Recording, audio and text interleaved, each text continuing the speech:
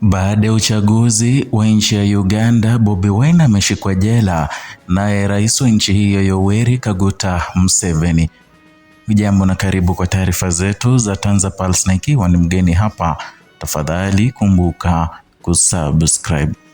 Siku moja tu baada ya raia wa Uganda kupiga kura katika uchaguzi mkuu, vikosi vya usalama vimeripotiwa kuzingira nyumba ya kiongozi wa upinzani wa chama cha National Unity Platform kwa jina Kyagulanyi Robert, ambaye anajulikana sana kama Bobi Wine, katika tukio linalotafsiriwa na wadau wa sheria za haki za binadamu kama kizuizi cha nyumbani kisicho na uhalali wa kisheria. Hatua hiyo iliyodaiwa kutekelezwa bila hati ya kukamatwa au amri ya mahakama imeongeza mvutano wa kisiasa na kuibua upya mjadala mpana kuhusu hali ya demokrasia, utawala wa sheria na heshima ya haki za msingi nchini Uganda. Taarifa kutoka kwa mashuhuda wa eneo na vyanzo vya NUP zinaeleza kuwa askari wa polisi na jeshi waliokuwa na silaha nzito walifunga barabara zote zinazoelekea kwenye makazi ya Bobi Wine, huku wengine wakiruka uzio na kuweka mahema ndani ya kiwanja cha nyumba. Kwa mujibu wa taarifa hizo, Kyagulanyi na mke wake walikuwepo ndani ya nyumba wakati operesheni ikiendelea bila kuwasilishwa nyaraka zozote za kisheria zinazoruhusu uvamizi au kizuizi hicho. Hadi kufikia saa za jioni za siku iliyofuata, jeshi la polisi la Uganda na vyombo vingine vya usalama havikuwa vimetoa maelezo ya wazi kuhusu misingi ya kisheria wa operesheni hiyo. Ukimya huu umeongeza mashaka, hasa ikizingatiwa kuwa tukio hilo lilitokea katika kipindi nyeti mara baada ya uchaguzi, wakati ambao historia ya Uganda inaonyesha kuwa ulinzi huimarishwa na kiwango kikubwa na mara nyingine huambatana na hatua tata dhidi ya upinzani. Wataalamu wa sheria wanataja vifungu kadhaa vya katiba ya Uganda vinavyoweza kuwa vimekiukwa. Katiba inalinda haki ya uhuru wa kusafiri, faragha ya makazi na kulinda dhidi ya kukamatwa au kuzuiwa kiholela bila kufuata taratibu za kisheria. Kulingana na uchambuzi wa wanasheria wa ndani, kizuizi cha nyumbani, hasa bila amri ya mahakama, huweka mizigo mizito ya uthibitisho kwa vyombo vya dola kuhalalisha hatua hiyo.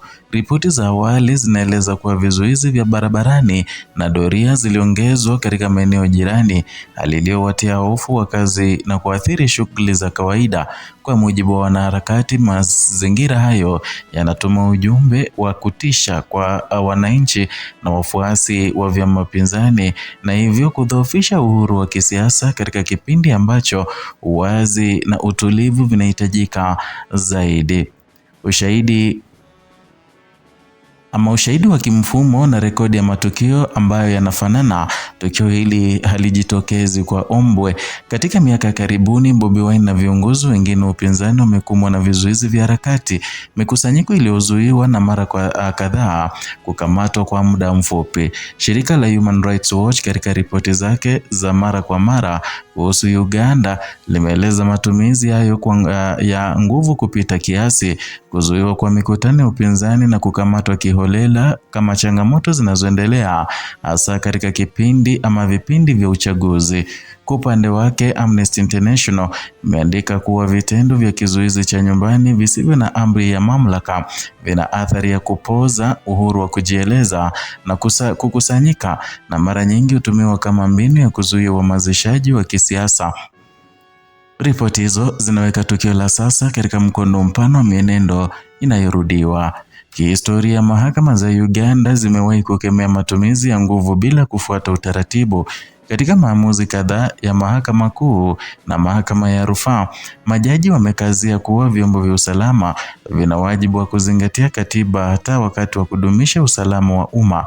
Ingawa kila kesi huamuliwa kwa misingi yake, kanuni ya msingi imekuwa kwamba usalama hauwezi kuwa kisingizio cha kukiuka haki zisizopingika. Kimataifa, mkataba wa kimataifa wa haki za kiraia na kisiasa ICCPR ambao Uganda ni mwanachama unalinda haki ya uhuru wa kutembea na kulinda dhidi ya kuzuiwa kiholela. Kamati ya haki za binadamu ya Umoja wa Mataifa imekuwa ikisisitiza kuwa vizuizi vya aina hii lazima viwe vya kisheria, vya lazima, vya sawia na lengo halali. Na kwa wachambuzi wa siasa za Afrika Mashariki, tukio la kuzingirwa kwa kiongozi wa upinzani mara baada ya uchaguzi lina athari mbili kuu. Kwanza, linadhoofisha imani ya umma katika mchakato wa kidemokrasia, hasa pale ambapo matokeo ya uchaguzi yanabishaniwa au yanahitaji maridhiano ya kisiasa. Pili, linaongeza hatari ya msuguano wa kijamii kwa kuwa linaweza kuchochea maandamano au hatua za kujibu kutoka kwa wafuasi wa vyama pinzani. Vyombo vya habari vya kimataifa vimekuwa vikifuatilia kwa karibu mienendo kama hii nchini Uganda. Reuters na BBC mara kadhaa vimeripoti kuhusu vikwazo kwa kampeni za upinzani, kuzimwa kwa mtandao ya kijamii na hatua kali za usalama katika uchaguzi zilizopita, zikionya kuwa mwelekeo huu unaathiri taswira ya nchi kimataifa. Mashirika ya haki za binadamu ya ndani ya kimataifa yameanza kushinikiza utolewaji wa taarifa rasmi ya kufuatwa kwa misingi ya sheria. Wadau hao wanataka vyombo vya usalama vifafanue sababu, muda au msingi wa kisheria wa operesheni hiyo au kuiondoa mara moja endapo haina uhalali. Aidha, wanahimiza bunge na taasisi huru za uchunguzi kutekeleza jukumu la usimamizi ili kurejesha imani ya umma. Na katika mazingira ambako taarifa zisizo rasmi husambaa haraka kupitia mitandao ya kijamii, ukosefu wa maelezo ya mamlaka umeacha ombwe linalojazwa na hofu na uvumi. Wachambuzi wanaonya kuwa uwazi wa haraka ni muhimu kuzuia kuongezeka kwa mvutano wa kudumisha amani ya kijamii.